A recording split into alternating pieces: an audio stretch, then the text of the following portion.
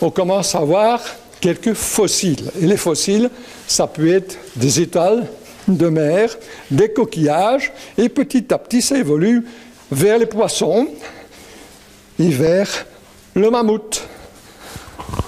Dans l'ensemble, on voit des fossiles, où on trouve des fossiles sur les pierres, dans les sables, et parfois c'est très difficile à distinguer, parfois sur le sol, même actuellement encore, on trouve des fossiles qui ont servi pour faire le dallage. Voilà, ici c'est un corail et d'autres pièces différentes qui ont évolué au cours du temps.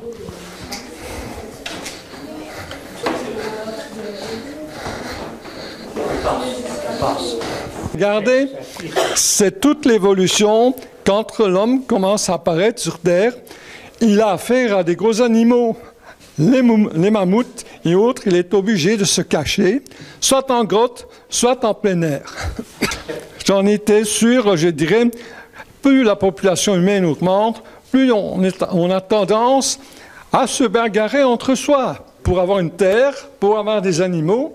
Donc, on va essayer de faire des clans et de commencer aussi à cultiver parce qu'il n'y a plus assez de nourriture. On fait aussi ce qu'on faisait dans le temps, le cueillage, c'est beaucoup simplifié, c'est trop simplifié, donc on va commencer à élever des animaux. Le temps évolue et on passe à l'époque romaine. On commence à construire des grandes maisons. Ici, vous avez quelques tuiles. Et on fait aussi des premiers chauffages avec des espèces de fourneaux. Beaucoup de poteries sont découvertes ici aux alentours, même sur Comblain et les environs. Mais les villas romaines sont souvent très arasées. Ce n'est qu'en nettoyant, je dirais, le sol qu'on parvient à retrouver en profondeur la villa. Après la défaite des Romains, les Francs envahissent notre territoire. Et ce qu'on trouve d'eux, c'est surtout des éléments dans les tombes.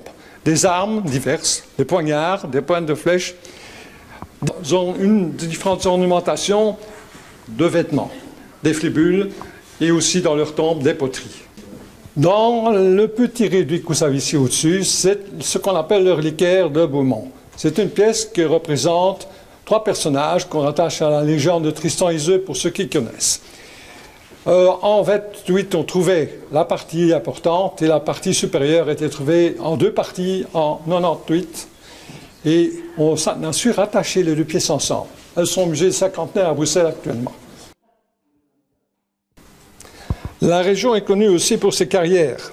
L'exploitation de pierres, soit de grès, soit de calcaire pour construire des murs ou aussi des pavés pour les routes. Il y a la vidéo de cette ok, c'est bon. Tu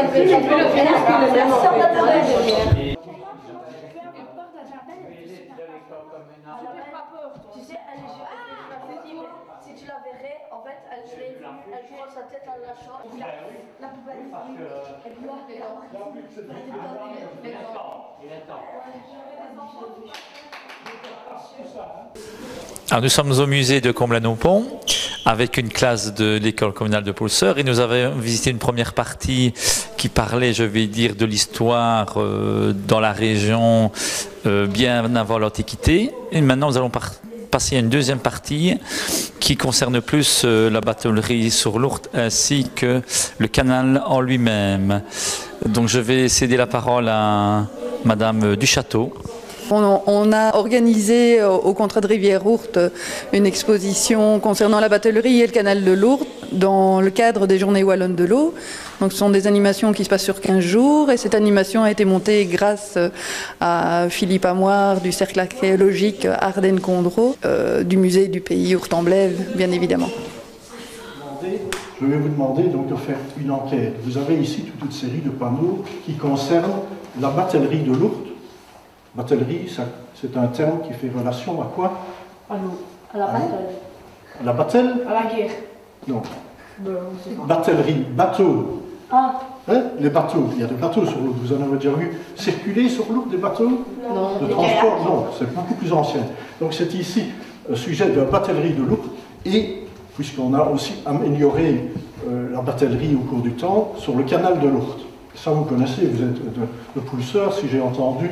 Je crois que vous avez déjà fait des études sur le canal, et notamment l'écluse qui se trouve à Poulseur.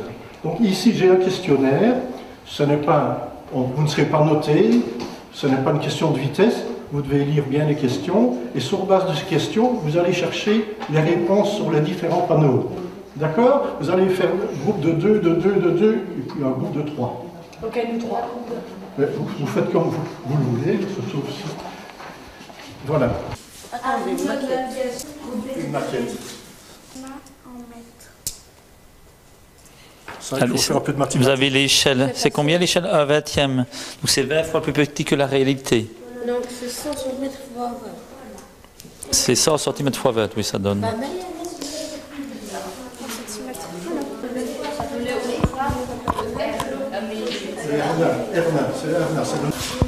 Monsieur Amoir, nous sommes devant une vitrine. Est-ce que vous pouvez expliquer ce qu'on y trouve? Ce sont des ferrets.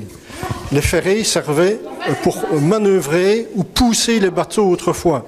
Soit quand ils étaient dans des écluses, on voit des ferrets avec des crochets ou des pointes, ça c'était pour manœuvrer dans l'écluse, soit avec des fourches ici, là c'était pour pousser, donc c'était des longs manches qui poussaient dans le fond du lit de l'ourte pour pousser les bateaux. Voilà, nous sommes devant des panneaux et j'aurais bien voulu demander comment avez-vous fait ou qui a fait ces panneaux? Donc ces panneaux ont été conçus par notre association, notre SBL, la SBL Levier Sneux Ardennes Condro, parce que nous avons la fille du dernier batelier ici, Joseph Pao. Cette fille vit toujours et elle a toujours toute une série de documents en sa possession, notamment l'encre qui se trouve ici et les ferrets, ça vient de ces bateaux qui servaient pour la barque de l'Ourthe dont on voit ici le bateau. C'est un bateau qui servait de messagerie, c'est-à-dire qu'il transportait entre Liège et Comblain et inversement toute une série de petits colis, mais ça pouvait être aussi des poutres de bois, des poutrelles métalliques, etc. Là, il y a des exemples, ici, voilà, ici, une roue de vélo. Et son enveloppe, par exemple, qu'on livrait à un marchand ou à un commerçant de Chanx. Il y avait des allumettes pour la coopérative de Mont-Comblain, par exemple. Voilà des exemples. Et ces documents-là viennent des documents conservés par la fille du batelier Joseph Pao, qui était propriétaire de la barque de l'Ourthe. Merci.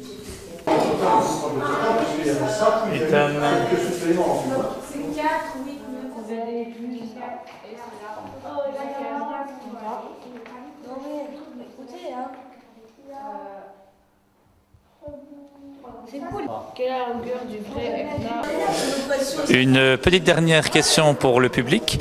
Nous voudrions savoir quand cette exposition est ouverte et jusqu'à quel moment elle est accessible. Elle est accessible tous les jours excepté le lundi jusqu'au 15 avril. C'est le dernier dimanche des vacances de Pâques, dans les heures d'ouverture habituelles du musée, c'est-à-dire entre 10 et 17 heures. Merci.